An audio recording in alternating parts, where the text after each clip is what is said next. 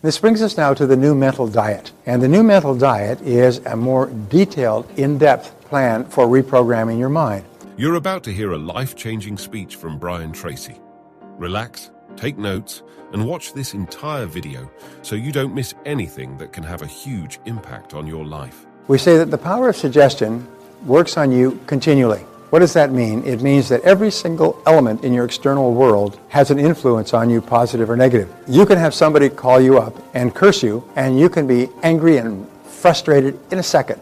You can have somebody call you up and compliment you, and you'll be happy for the rest of the evening. The power of suggestion, 1 or 2 seconds. One person could cut you off in traffic and wave at you with one finger, and you can be mad for the next 3 hours. Somebody else can drive past you, an old friend, and wave and say, "Hi, how you doing?" You'll be happy for the next 3 hours. We are very amenable to suggestion, positive or negative, so we have to take control of our subconscious mind. We have to take control of our suggestive environment. Everything you allow to influence your thinking affects your subconscious mind, positive or negative. Everything counts. Every input you allow helps or hurts. Nothing is neutral. Nothing is neutral. I listen to educational CDs all the time, and it's amazing. Sometimes if we listen to a CD and I hear one idea that is almost like a whole new business opportunity. One idea, one insight from one smart speaker, not myself in this case, but other people will have something that is, geez, that's a great idea. I hadn't thought of that idea. That idea, combined with some other things I've been working on, that's a perfect idea.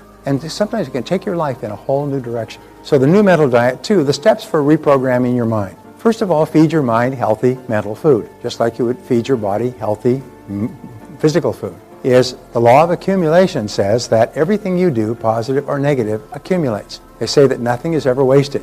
So if you take in positive material, it accumulates. If you take in negative material, it accumulates as well. And when you begin to make changes, you will not see a huge result. But as you keep working, accumulation will grow and grow. Is read 1 hour per day. Read 1 hour and underline. I am quite amazed. Many people went to school and they were told don't mark up the books because people, subsequent students will need them. So I always carry 2 pens, blue or red. My kids say, "Dad, have you got a pen?" I say, "Blue or red?" Blue or red.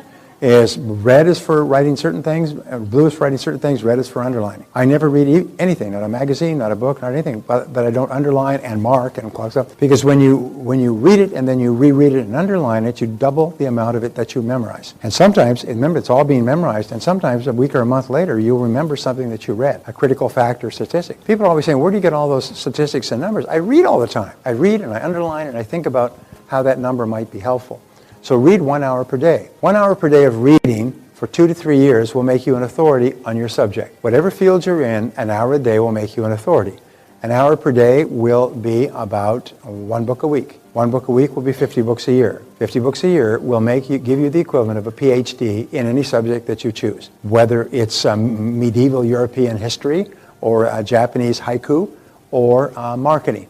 You'll have the equivalent of a PhD by reading 50 books. By reading an hour a day. And where do you get an hour a day? Well, the best is to read first thing in the morning.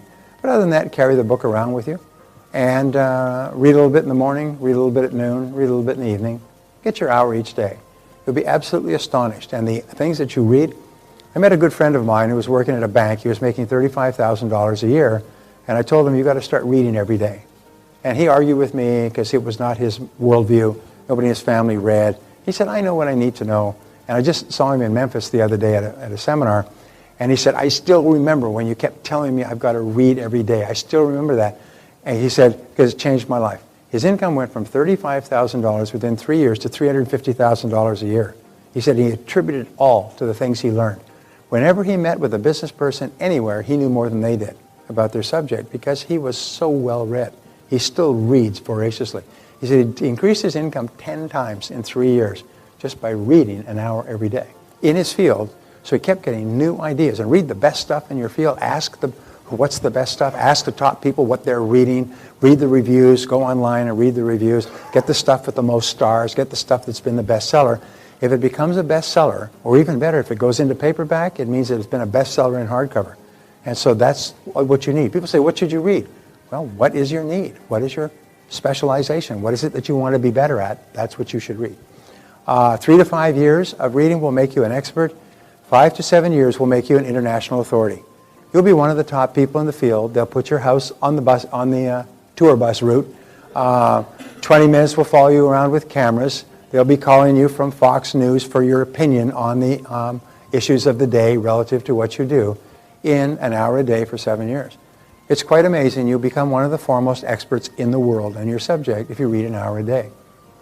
Now, people say, geez, that's 7 years of reading before I'm a world expert. Geez, that's a long time. Well, I'll be 7 years older. I'll be 37 or 42. I say, well, how much older will you be in 7 years in any case? How much older will you be in 7 years? 7 years from now, 7 years will have passed. The question is, where will you be in 7 years? Will you still be average, or will you be one of the highest paid and most respected people in your field in the world today? The choice is up to you, and there's nothing that stops you. It's very much like climbing a ladder. You just climb it one step at a time, one chapter at a time, one book at a time, one idea at a time, and the cumulative effect is extraordinary. You become a totally different person. Now, you can join the top 1% in the nation simply by reading one educational book per month in your field. You don't have to read a book a week, and just read one good book a month and underline it and jot down ideas on 3x5 index cards that you can use to, like this, that you can use to carry around with you. Just jot down the ideas. Number 4, listen to audio programs in your car. Again, we talked about this before, is turn your car into a university on wheels, a classroom, a mobile classroom. Because the average person who drives spends an average of 500 to 1,000 hours per year in their car. I've been quite astonished how many hundreds, thousands of hours of audio listening I've gone through over the years. It's just quite amazing, driving to the office and driving to the airport and going out for dinner, always only when I'm alone. I never listen when I'm with someone else. But it's astonishing. You just literally churn through enormous amounts of material if you just learn all the time you're traveling. The best people I know in this area don't even know if their radio works because they never listen to it. They don't drive around listening to music, which we call chewing gum, for the ears. They just simply learn all the time they're traveling. And when you're listening to audios, you hear a good idea, stop it. And think about the idea. Turn it over in your mind like you would turn over something in an antique shop to look at it from all sides. Turn that idea over in your mind and then start again and turn it over. If you want to listen to it, play back, listen to it again, just keep turning these ideas. And one idea can change your whole life. I'll give you an example. Guy Kawasaki, the expert from Apple Computer, was speaking at our conference last Monday. And he spoke for about 90 minutes, which was a little bit over his 45-minute limit. And he's a great guy, but I listened to an audio CD interview of him about 18 months ago, and he runs a sort of a business incubator in Santa Clara, Silicon Valley, where he works with small businesses. Anyway, he was being interviewed, what's the key to business success? And they were talking about marketing and everything else. And he stopped and he said, well, you know, the real key to business success is to have a great product in the first place. That's 90%. If you've got the great product, well, then all the details will fit into place. And I was thinking, that's such a good idea. You know, isn't it true? Is that every business that is successful is built on a great product and everything else is secondary? So then I started thinking, well, great product. But to have a great product, you've got to have great management and great leadership. And you've got to have a great business plan. And you have to have a great marketing plan and a great sales plan and a great customer service plan. So I wrote a book, and the book is called Now Build a Great Business. 7 Ways to Maximize Your Profits in Any Market. And the book came out, became a New York Times, not New York Times, but Wall Street Journal #2 bestseller, #1 in 4 categories on Amazon, and is now in 4 languages. Now, it took about a year from the idea to the book, and the book has now been recorded. It's now being distributed worldwide on audio CD and on download, and we have built seminars around it, and people have literally generated millions of dollars in their businesses by using these principles, by one idea. 90% of business success is having a great product in the first place. But remember I said before you do anything, you have to do something else first. So you have to have a good business plan, you have to have good management, you have to have good people, and you have to have good marketing and so on. But that's the idea. One idea like that you pick up somewhere can change the whole direction of your life. But here's what I have found, is you never know where the idea or when the idea is going to come. You never know the source. So what you have to do is you have to keep feeding your mind with lots of ideas. You keep feeding them, keep reading lots of stuff, and keep listening to lots of programs, and keep associating and talking to lots of good people, because you never know where the idea is just going to fall out. And remember, the greater number of ideas you expose yourself to, the greater likelihood it is that you'll expose yourself to the one idea that will change your life and make you rich. Many people have become rich by one idea that just fell in their lap after they decided to become rich. So we say here is 500, listen to audio programs, 500 to 1,000 hours in your car is the equivalent of 12 and a half to 25 40-hour weeks. Imagine your boss said, look, I want to give you 25 weeks off a year to study to become better. Okay, 25 weeks off a year. Would you think that would help you? Next is 25 40-hour weeks is equivalent to 1 to 2 university semesters. That's the equivalent of almost full-time university attendance. Now here's the difference though. With audio learning, you're learning only practical things you can learn immediately. Because if you're not, stop listening. Never listen to audio learning on a subject that is of no direct concern to you. Only listen to things that can help you immediately. And if you take university courses, much of what they teach in university is theoretically correct, but functionally useless. In other words, you can't apply it. It's just really interesting stuff, and it is true, but it has no effect on your work or on your results. So with an audio program, you can actually learn much more than university attendance because you're only learning material that you can apply immediately. And so constantly learning transforms your life. I had a young guy who came back to my course after something like 2 years. When he went to the course, and I've had this story all over the world, by the way, when he went to the program, he was living at home, driving a junker, and barely getting by. And he had to go home at the break and borrow the money from his mother to come back to the seminar and buy 6 of my audio programs. He said, when he came to my seminar, 18 months later, his income had gone up 500%. He said he had a new car, he had a new apartment, he was one of the top producers in his business, he had transformed his life completely. And I've heard that story thousands of times. I got your audio programs, that's all I did from then on. Instead of listening to the radio, I just listened to the programs over and over and started over again. One person told me recently he must have listened to that program on selling 50 times. And now he makes more than $1 million a year, and he was struggling and living at home when he started listening. So, there's nothing that can so profoundly change your life than learning how to become really good at what you do. And fortunately, all the answers have been found. All the answers are already there. All the answers are in the books and the CDs and the courses. You don't have to spend years of struggle to learn it yourself. It's all there, and it's usually there, inexpensively, immediately available, and sometimes you can just listen to one thing on the way home that will change your business. So, we say take additional courses and seminars. Take a minimum of 4 seminars each year.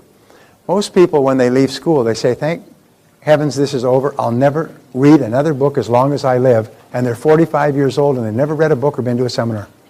And they can't understand why their life is going nowhere.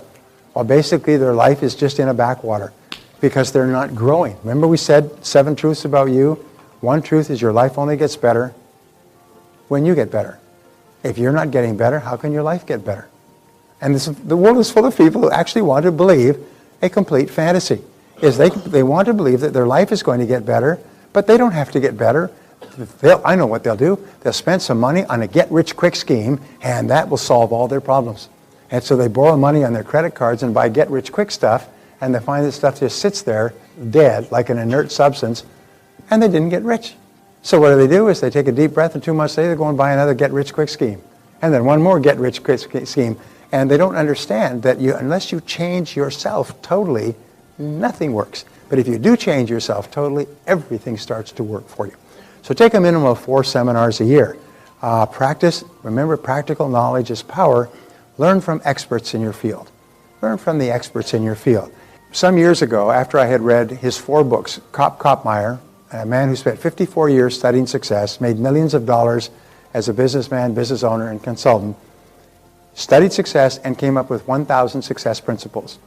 And he put these into 4 books, 250 success principles per book. Each principle was explained in 1 or 2 pages. And he took these books and they sold 44 million copies in something like 50 languages back in the 60s, 50s and 60s before our time. I bought the books. They've been out of print for decades now.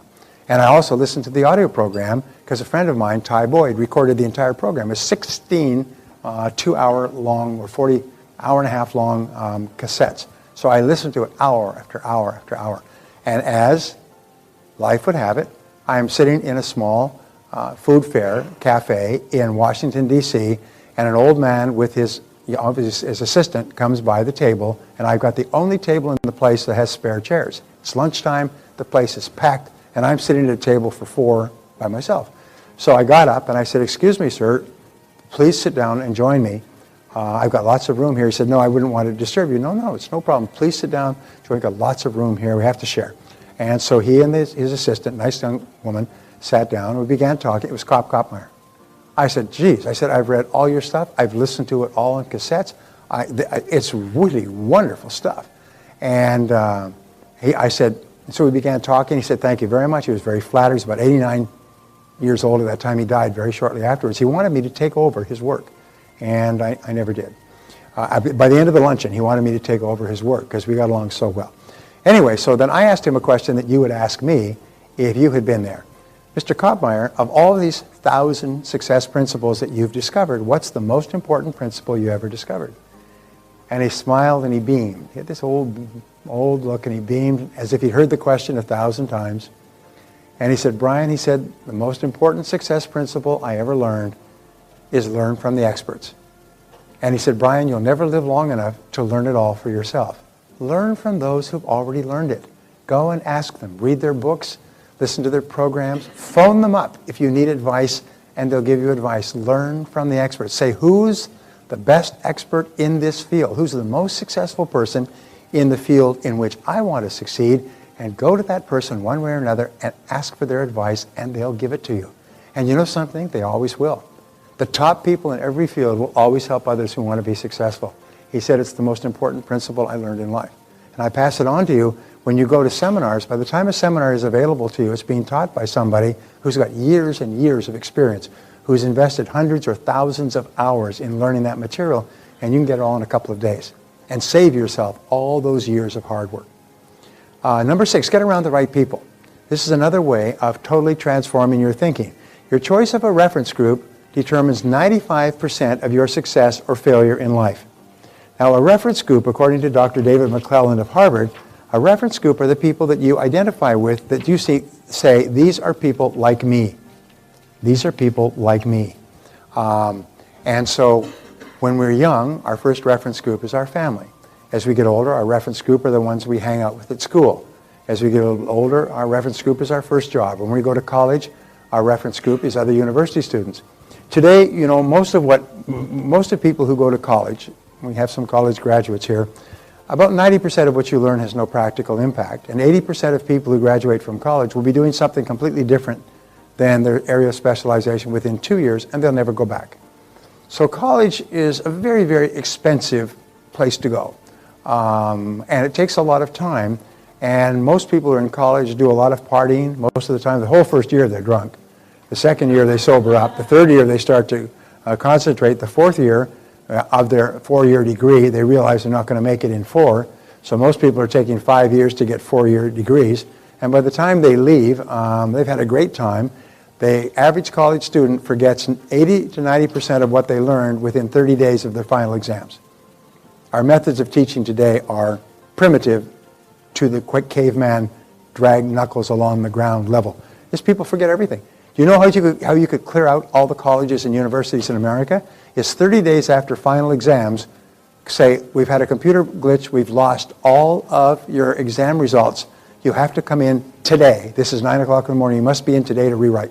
And every single person who came in would fail flat. They wouldn't get more than 20% on their exams because in 30 days they've forgotten everything. And anybody who's been to college knows what I'm talking about. By the time 30 days is over, you've blotted it out of your mind forever. So why do we go to college? Because in college you form a reference group. You form a reference group of other bright young people who are ambitious, who have goals, who are there to learn things so that they can have a career and they can do stuff. And forever after, you see yourself as a college graduate. You see yourself as a person who, and you can relate to any college graduate. You went to Harvard, I went to UCSD. I went to University of Southern California at San Diego. So what? You're a graduate? I'm a graduate. We're graduates. We're Harvard. We're college graduates. So your whole mindset is that you have a really good mind that you have demonstrated and proven in reading and studying exams. So you forget everything you ever learned, but your self-concept is fixed for life. For the rest of your life, you know you're a college graduate. You know you can start courses and you can complete them. You know you can learn stuff that you need to learn. You know you can do stuff that you want to do. You know that you can persist and discipline yourself to get through the courses and the final exams. The whole purpose, in my estimation, of college is to develop that mindset. And those of us who did not go to college, I eventually did, not go to college, always have felt uncomfortable with college grads because they seem to have some, as the French say, je ne sais quoi. They seem to have this je ne sais quoi, this kind of something about them that people who didn't graduate from college don't have. So your reference group is really, really important. When you go to work, your reference group are your work team. Your reference group are the people you socialize with, the people that you go to church with, the people in your political party who believe the same way you are. So your choice of a reference group determines 95% of your success because you always strive to act like your reference group. If you're growing up in the inner cities and your reference group is people who run dope and steal and everything else, that's your reference group. Your goal is to be respected by them by being really good at stealing and running dope. So it's very hard to escape that kind of a background if that's your reference group. Interesting thing that happens, by the way, in the inner cities, they'll often get a person who's committed a crime and they will say to them, the judge will say, either you go into the army or you go to jail. What's it going to be? This is quite standard in the inner cities. You know, you finished high school, you may not have learned much, but they'll take you in the army. And so the person says, I'll go in the army. And they go in the army and they go through basic training and they go through training and they are taught discipline and taught to dress and taught how to make their beds and taught how to brush their teeth and they're taught how to do their jobs and they're taught how to march and to get organized and disassemble things and put things together. 4 years after a person goes into the army, a completely irresolute, hopeless, loser, street kid comes out, and this person is straight and strong and self-disciplined and clean and sharp and focused and knowledgeable and confident. You know what I'm talking about? Is they've transformed his self-concept in the army. And from that point on, this person goes on to do wonderful things with his life. And he looks back and he said, whoa, I dodged a bullet. If I hadn't gone into the army, I'd be back there dead on the street with my friends. But they changed his self-concept by changing his inputs and his suggestive environment and his reference group for 4 solid years. So it's so important. When you start to associate with better, more successful people, you start to become like them and think like them and feel like them and walk and talk and dress and act like they do. So these are the people you identify with. So fly with eagles, we say. Form mastermind alliances. Get together on a regular basis with other positive, ambitious, goal-oriented people and share ideas with them. Napoleon Hill, in his years and years and years of studying of success, found that it was the formation of mastermind alliances that transformed people's lives. Once they had formed a mastermind alliance, they were completely different for the rest of their lives. So pick positive people you admire and get together with them once a week to share ideas. When we were doing our coaching programs, we'd say, look, this coaching program is a mastermind program because you're put at a table with people earning pretty much the same amount you are, so you can share ideas about how to build your businesses. But when you go home, form masterminds. And this one gentleman came back, a very smart guy. He went home and he said, I would like to form masterminds with top business people. So he called up the head of a large car dealership, the head of a large insurance agency, the head of a large furniture dealership, the head of a large manufacturing company. He said, I'm forming a mastermind here in Cincinnati, and I would like you to join. And we want to get together once a week and talk about ideas to help us grow our businesses. All 4 said, I'm in. Pick the time and date and we'll be there. And so he invited them all to meet at a Denny's for breakfast at 7 o'clock in the morning. They were all there. They spent 2 hours talking about how they could build their business and what books they'd read and how the economy was affecting them and so on. And they did this. He'd done this. There were 3 months between coaching sessions. He did this for the first month and it was just smoking. He thought, wait a minute, I could have more than one mastermind session. So he called 4 more senior business people. All 4 said, I'm in. Never talked to them before. Complete strangers. They all joined his mastermind. So now he said, I've got 2 masterminds going. And I meet with them, one on Monday and one on Thursday, one for breakfast, one for lunch. And we get there and we just talk about how we can make our businesses better. And we share ideas and things that we've read and so on. Getting together in masterminds will double, triple, 5 or 10 times the speed at which you achieve your goals. Because the rule is you can't do it by yourself. And one person who's from a different business may say, why don't you do this? And your whole life will be different thereafter. Now, are masterminds going to fall on you? No, you have to form them yourself. The very best mastermind, by the way, is a husband and wife who are really well attuned. That's the really good mastermind. But then your staff can be your mastermind. You sit together and just brainstorm for an hour each week on how you can do your business better. Or people in related industries or people in different industries. But mastermind, according to Napoleon Hill, the greats, the Goodriches, the Mellons, the Henry Fords, the Firestones, these people did not begin to achieve greatness until they began to mastermind together. They were brought together by people like J.P. Morgan, brought these people together to sit in his boardroom and just talk about ideas, and all of their industries began to grow. Pick positive people you admire, okay? The new mental diet, there are 2 times during the day when your subconscious is most open to new information. The first is at nighttime, just before you fall asleep. Now, that's why it's very important to write out your goals before you go to bed. If you write out your goals before you go to bed, and I'll teach you how to do that tomorrow, then what happens is your subconscious mind works on your goals all night long. And in the morning, you'll wake up with great ideas. Sometimes you wake up in the middle of the night with an idea that's fantastic to achieve your goals that you can then implement the next day. So just before you fall asleep, write down your goals. But as you fall off to sleep, think about your goals. Visualize your goals as complete. Imagine your goals. Think about success. Just feed your mind with this picture and the feeling of your goals succeeded, just as you fall off to sleep. It's as good as a sleeping pill, by the way, because it calms you down completely. The second thing is in the morning, the first hour after you wake up. When you wake up in the morning, your mind is most amenable to new suggestions. So if you review your goals in the morning, if you think about your day and visualize your day in the morning, if you read something really helpful in the morning, Henry Ward Beecher, a great teacher, once said that the first hour is the rudder of the day. The first hour is the rudder of the day. So what you do in the first hour actually sets you up for the whole day. If you get up in the morning and drink coffee and watch television and read death and disaster and murder and rape and corruption and bribery, and that's just the political part of the newspaper, if you do that in the morning, what happens is you're set up for the day with negativity. I say it's the difference between drinking a glass of fresh orange juice and drinking a glass of crankcase oil. If you drink fresh mental orange juice, then you're set up for the whole day. And so therefore, the first thing you do in the morning is read something uplifting. Read something positive. Read something that makes you happy. I say read something educational, motivational, or spiritual. First thing in the morning. It sets you up for the day. You'll be more creative and more positive all day long. And then loop back to the newspapers later, if you must. Get up and repeat several times, I feel terrific. I was talking to Jack Canfield a couple of days ago, and I was telling him I get up every morning and I say, I feel happy, I feel healthy, I feel terrific. And I said, that's W. Clement Stone. He said, absolutely. Power, not the power of positive thinking, but what is W. Clement Stone's book? A great book, and it was called... But anyway, he would get up every morning and say, I feel happy, I feel healthy, I feel terrific. And everybody would have to come into the office and they would all chant 50 times, I feel happy, I feel healthy, I feel terrific. They'd have these cheerleading sessions. And everybody, by the time they finished, was so pumped. They went out there and they sold billions of dollars worth of life insurance. He built one of the most successful companies in the world, Combined Insurance Company of America. So Power Through a Positive Mental Attitude by W. Clement Stone, that's what it was. And read for 30 to 60 minutes, the golden hour. Read during the golden hour to feed your mind and say, how would I like my day to be? And read something that is healthy mentally, that is consistent with how you want your day to be. And then review your goals every morning. These are the keys to starting your day off right.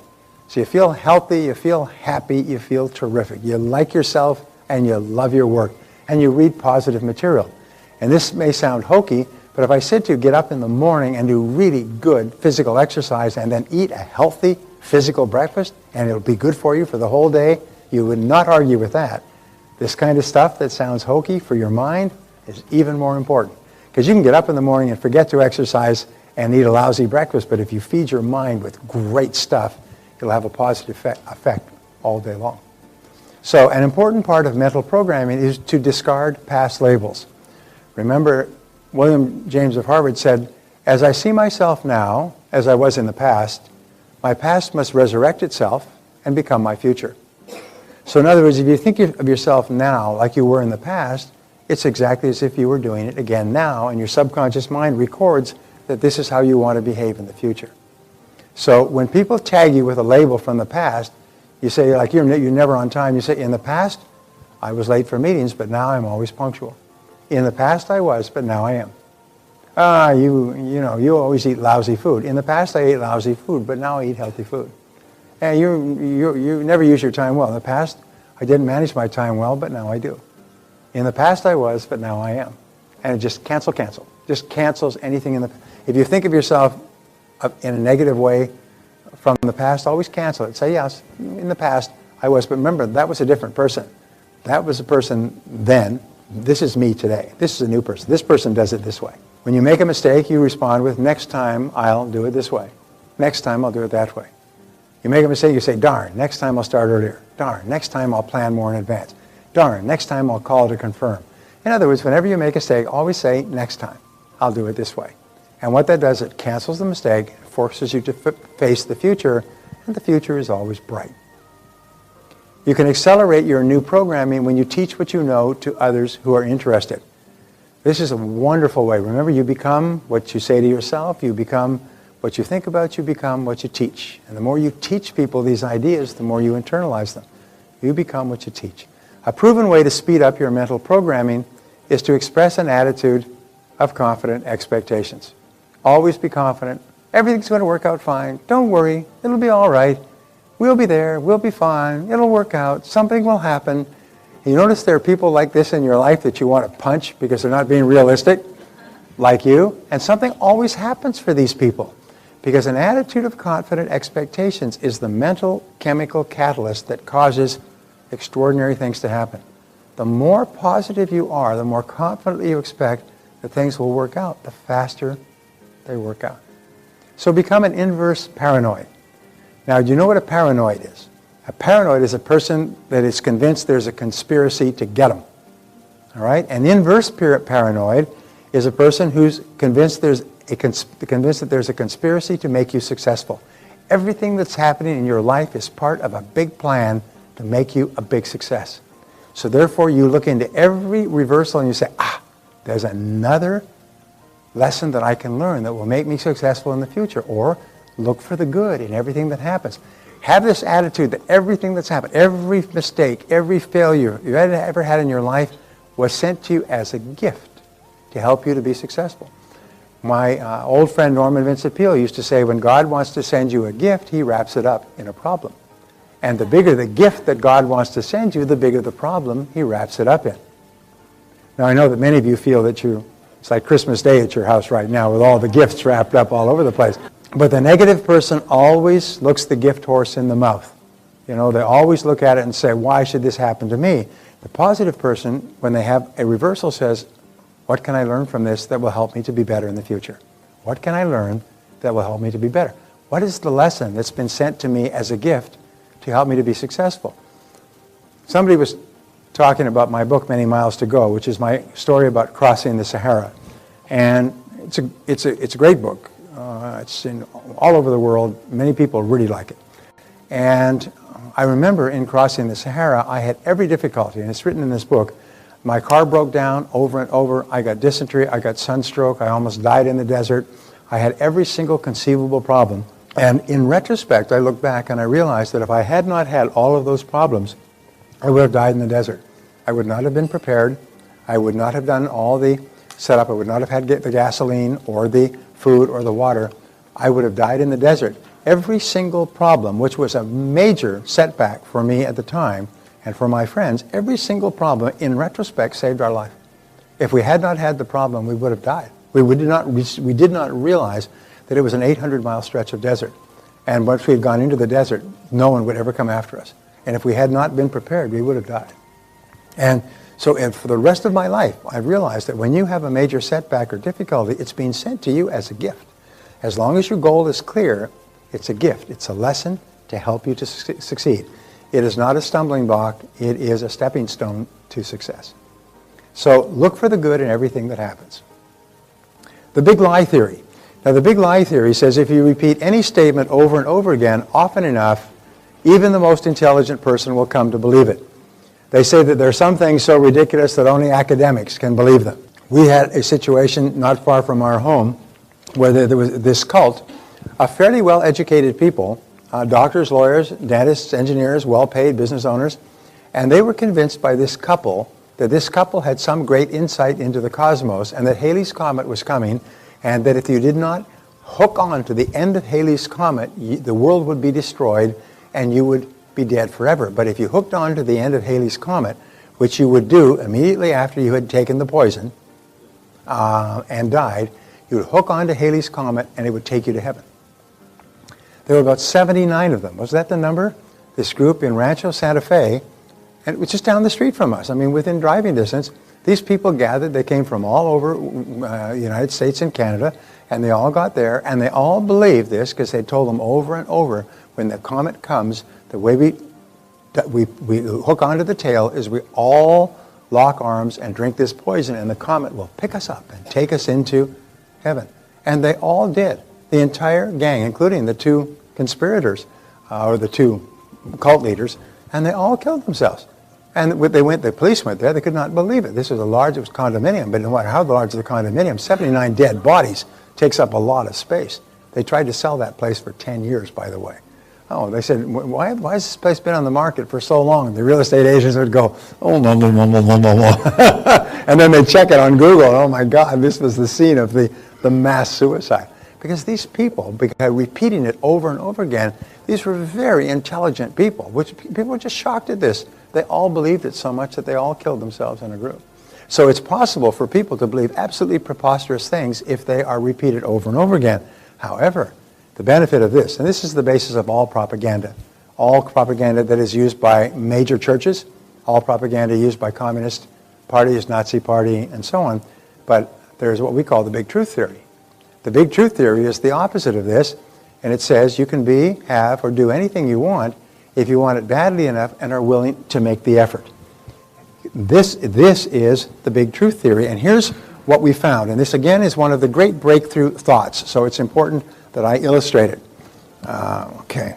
The great truth says that when you decide that you want to double your income or lose weight or start your own business or become financially prosperous, and you decide it because of your natural skepticism and your natural negativity and all the experiences you've had in the past that have caused you to be doubtful, to question whether it's possible, you'll have a big D for disbelief. The D will be disbelief. I don't believe it. Reject it. Not possible. And you'll think of all the reasons. You want it. It would be nice, but you'll disbelieve it.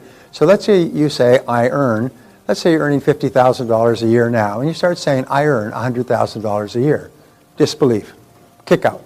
I earn $100,000 a year. I earn $100,000 a year. I write it down. I earn $100,000 a year.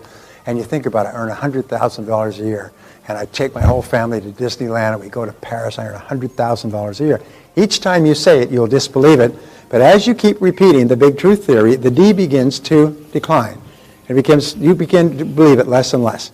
You keep saying it over and over, and you disbelieve it, and you disbelieve it, and you disbelieve it, and you disbelieve it, and you disbelieve it. But the D becomes smaller, and you disbelieve it, and you disbelieve it, and then you reach this point right here, and then something happens. Like you get a raise, or you get an idea, or you get a promotion, or something happens with a new product, and you start thinking, hey, and you're making more money. You're thinking, hey, wait a minute, maybe there is something to this. Maybe it is possible. And it's kind of a scary thought, and you start to develop a little B of belief. Little tiny B. You believe it, maybe there's a one chance in 100 that I could do it. And then you keep repeating, I earn $100,000 a year. I earn $100,000 a year. I earn $100,000 a year. And you begin to believe it more and more.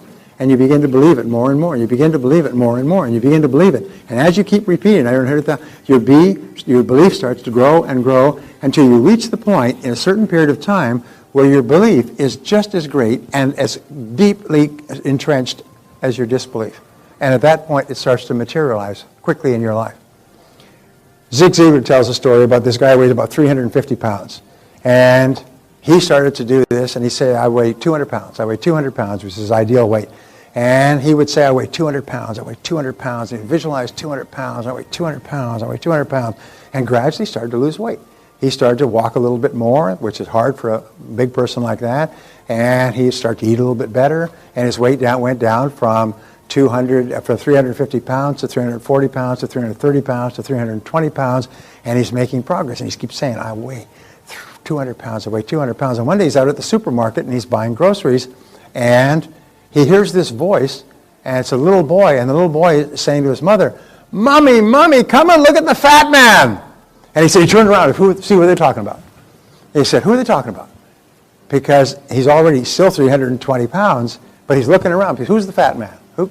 Because he'd already convinced himself he weighed 200 pounds. When they said, "Look at the fat man," what fat man? Where is he? Because it wasn't him. He was already in his mind 200 pounds and went on to lose all the weight. So when you repeat these over and over again, when you affirm and you visualize and you read and so on, you start to believe. First of all, you believe it'll disbelieve, and then you start to believe and believe. And once you reach this point, it starts to materialize in your life. It just starts to come true for you. Now, many people are lazy. So what they will do is they will take a couple of runs at it, and they'll do it for a couple of weeks, and they'll think a couple of weeks of affirming is going to change an entire lifetime of performance and results. And so they'll give it up and they'll say it doesn't work. Sometimes they'll look at it and they say it doesn't work and they won't even try it. They say, "Oh yeah, that stuff doesn't work." How do you know? "I heard that stuff a year ago. Did you ever try it?" "No, I never tried it, but I knew it doesn't work." You're wasting your time. It won't work. And so they'll try to discourage you from doing it. So it's really important. The big truth theory is you can be and have anything you want. Anything you can hold in your mind on a continuing basis, you can have. Anything you can hold in your mind on a continuing basis, you can have. There are no limits. The great test is this. Remember I said that desire is the critical thing? The great test is how badly do you want it? How badly do you want it? And if you can hold it in your mind continuously and visualize it and affirm it and think it, then because of all of the mental laws we've talked about, it starts to materialize very much like a Polaroid photograph. If you remember Polaroid photographs, you take it and pull it out and it'll be black. And then the photograph would start to develop through the chemicals work on it, and pretty soon the picture is perfectly clear. It's the same thing. As you begin to work on it, it'll be completely black. There'll be no indication at all of achieving that goal, but at a certain point it'll start to appear and get clearer and clearer and clearer, and there it will be in your life. And this is how it works. Napoleon Hill, when he did his 22-year study of 500 wealthy people, his final conclusion was that people become wealthy because they develop a prosperity consciousness, is they simply think in terms of prosperity. And you cannot shake them and cause them to deviate from prosperity. They know that no matter what their situation is, they will be prosperous.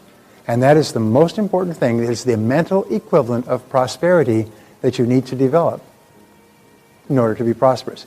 You cannot have it on the outside until you have totally convinced yourself you can have it on the inside. And if you get it on the outside before you're totally convinced, it'll fall through your fingers. You'll just lose the money. You just will not have grown enough